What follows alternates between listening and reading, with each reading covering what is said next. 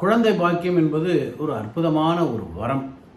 ஏன்னா பாக்கியத்திலே 2 தான் பாக்கியம்னு சொல்கிறாங்க, தாலி பாக்கியம், குழந்தை பாக்கியம்.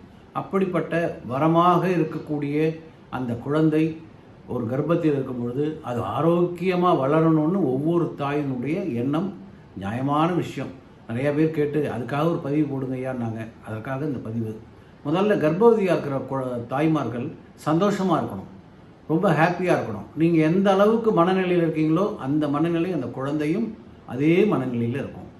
ஹாப்பியாக சந்தோஷமாக சிரிச்சிட்டு இருந்தீங்கன்னா குழந்தை நல்லா அழகாக வளர ஆரம்பிச்சிடும். அதே மாதிரி காய்கறி, கீரை, பழங்கள் நிறைய சாப்பிட்ணும்.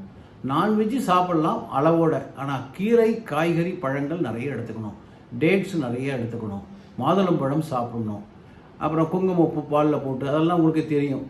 இவைகள்லாம் சாப்பிட்ணும். சரி, பரிகாரங்களாக ஏதாவது இருக்குது அப்படின்னாக்கா, ஒரு வெள்ளி செவ்வாயில் ஒரு பசுந்துளசி செடியோடு வாங்குங்க. வாங்கி கீழே சாணம் போட்டு மெழுகிட்டு அந்த பூச்செடியை வைங்க. வச்சுட்டு கர்ப்பவதியாக இருக்கிறவங்க தினந்தோறும் அதுக்கு தண்ணீர் விடணும். தண்ணீர் விடும் பொழுது சொல்லக்கூடிய மந்திரம் என்னென்னா, ஓம் கர்ப்பகிரகாய நமோ நமக, ஓம் கர்ப்பகிரக தேவதா நமோ நமக, ஓம் பிரம்மாய நமோ நமக, ஓம் குழவி ஆரோக்கியம் சித்தைத்த, ஓம் பட் பட் வசமாக ஸ்வாகா. இந்த மந்திரத்தை 9 தடவை சொல்லிக்கிட்டே அந்த தண்ணீரை ஊற்றுங்க. இந்த செடி எந்த அளவுக்கு துளசி வளருதோ உள்ள குழந்தை நல்லா அழகாக வளர்ந்துக்கிட்டே இருக்கும். அதே மாதிரி பால் பாயாசம் செய்து ஏழை குழந்தைகளுக்கு கொடுங்க. அதே மாதிரி லட்டு இல்லைன்னா பூந்தி வாங்கி சிவர் ஓரமாக, வெளிப்பக்கத்தில் சிவர் ஓரமாக கொஞ்சம் வைங்க. எறும்புகள் நிறைய சாப்பிட்டுட்டு போகும்.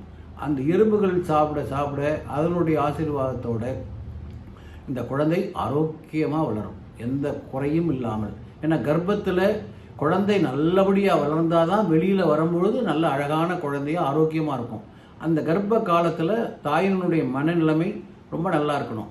அடிக்கடி நீங்கள் கோயிலுக்கு போகலாம், நல்ல சிரித்து பேசலாம், சந்தோஷமாக இருக்கலாம், கொஞ்சம் வாக்கிங் போகலாம், நல்ல உணவு எடுத்துங்க, காய்கறி, கீரை, பழங்களை நிறைய எடுத்துங்க.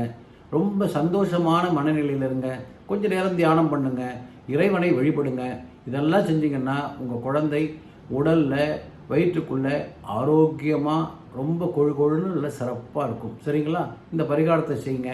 இதில் சந்தேகம் எதாக இருந்தால் தொலைபேசியில் என்னை தொடர்பு கொள்ளுங்கள். தயவுசெய்து சப்ஸ்கிரைப் பண்ணுங்கள். வணக்கம்.